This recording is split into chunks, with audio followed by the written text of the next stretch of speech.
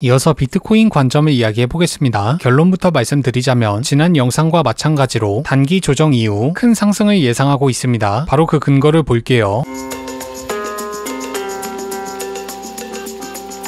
네, 안녕하세요. 퐁크입니다. 오늘은 비트코인에 관해서 이야기해 볼 거고요. 그 전에 앞서서 지난 관점 복귀 먼저 하고 올게요. 오늘 오전 10시, 그러니까 정확하게 이때죠. 텔레그램의 관점을 공유했었는데요. 한 줄로 요약하자면 69837 그리고 69463에서 분할 매수. 자, 어떻게 되었는지 보겠습니다. 이 노란색 선이 지지 가격, 공지 시점 이후로 쭉 하락해서 지지 구간을 넘긴 다음 반등이 나오고 있습니다. 저는 6배로 2% 손실, 방향성과 타점 모두 부정확했죠. 자, 복귀는 여기까지만 할게요. 이어서 비트코인 관점을 이야기해 보겠습니다. 결론부터 말씀드리자면 지난 영상과 마찬가지로 단기 조정 이후 큰 상승을 예상하고 있습니다. 바로 그 근거를 볼게요. 첫 번째 근거, 전세계 2위 고래 지갑. 2위 고래의 비트코인 보유량은 약 18만 4천 개로 전체 비트코인 발행량의 0.93%를 혼자 들고 있습니다. 그리고 이 지갑은 고래 지갑답지 않게 입출금이 꽤 잦은 편이죠. 지난 반년간 그 입출금 수량과 일자를 표기해 보겠습니다. 11월 3일 12,000개 입금이 된 뒤로 가격이 상승했습니다. 12월 17일 2만 개 입금, 그 이후로도 가격은 올라갔죠. 1월 4일 6,000개 출금이 된 뒤로 가격이 하락했습니다. 3월 14일 10,000개 출금, 정확하게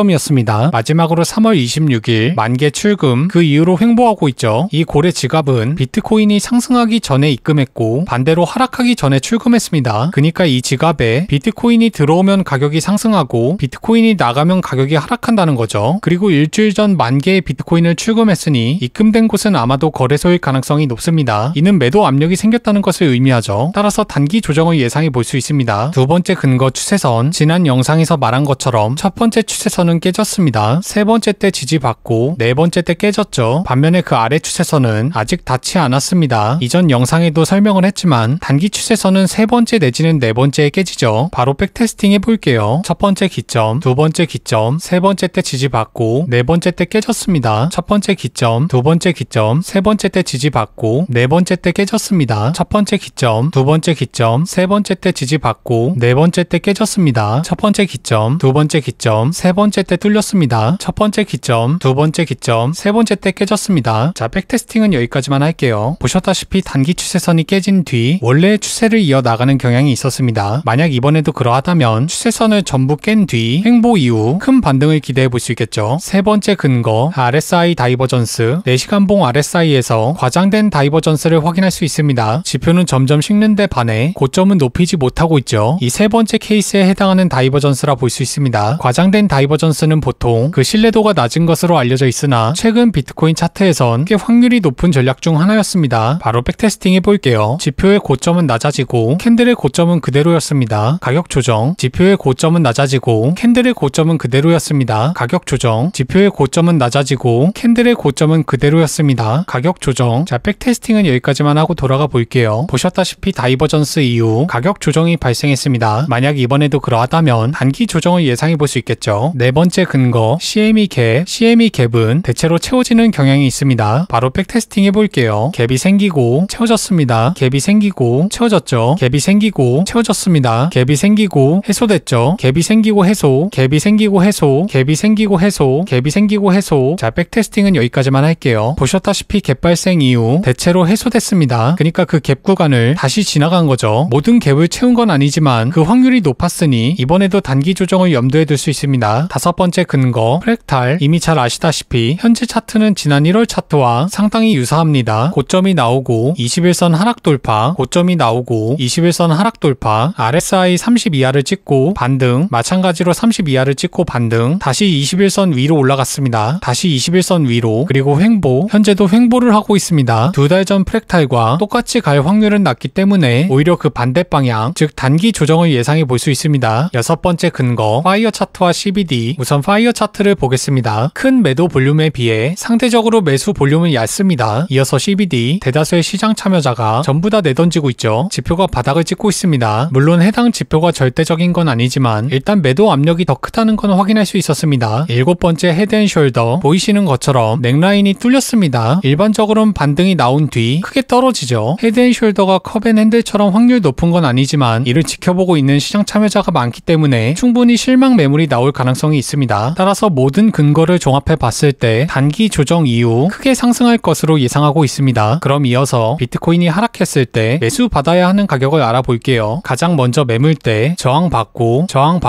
지지받고 트랩이 나온 다음 지지받고 반등했습니다. 이 매물대는 약 64.5K에서 63K로 계속해서 저항받거나 지지받았습니다. 만약 이번에도 그렇다면 내려왔을 때 반등을 기대해 볼 수 있겠죠. 다음으로 피보나치를 볼게요. 큰 프레임에서는 0.786의 저항을 받고 618까지 내려왔습니다. 반면에 작은 프레임에는 0.786까지 되돌림이 나왔습니다. 자, 두 가지 모두 켜볼게요. 피보나치가 중첩되는 가격은 총 3곳. 첫 번째 구간은 현재 테스트 중, 두 번째는 67.5K부터 67.2K, 세 번째는 63K 초중반이었습니다. 그리고 이 구간은 앞서 말한 매물대와 중복되는 구간이죠. 다음으로 상승 채널, 현재 채널 중단부에서 지지를 받고 있습니다. 지지받고 저항받고 지지받고 있죠. 만약 채널 중단부가 깨진다면 채널 하단부까지 내려올 수 있습니다. 그리고 채널의 하단부는 약 62K 중반으로 이전 매물대 피보나치 구간과 겹칩니다. 자, 전부 다 켜볼게요. 모든 근거를 종합해 봤을 때 만약 비트가 하락한다면 이 모든 근거가 중첩되는 구간 약 63K 초반에서 반등하지 않을까 싶습니다. 그리고 한 가지 주의사항을 당부드리자면 이전 영상에서도 말했지만 숏은 절대 안 잡을 거예요. 상승장에서 숏은 대체로 손익비가 구리죠. 굳이 잡을 필요가 없습니다. 비트가 조정을 줄 때 꾸준히 개수를 늘려나가는 게 좋습니다. 오늘 영상의 핵심은 63K 초반이 오면 매수하겠다는 것이지 반드시 하락한다는 게 아니에요. 만약 현재 가격에서 그냥 올려버리면 계속 저항받던 71.1K가 깨지는 걸 확인하고 리테스트에 매수하는 것이 좋겠죠. 자, 오늘 영상을 요약해 보겠습니다. 단기 조정이 나올 때 63K 초반에서 매수. 오늘 내용이 도움되셨다면 구독, 댓글, 좋아요 부탁드리겠습니다. 다음 영상에는 알트코인을 분석할 예정이니 궁금하신 알트를 댓글로 알려주세요. 그리고 더 자세한 관점은 텔레그램과 멤버십에 올라가 있습니다. 총 상금 $50,000 대회는 고정 댓글에 있으니 많은 관심 부탁드리겠습니다.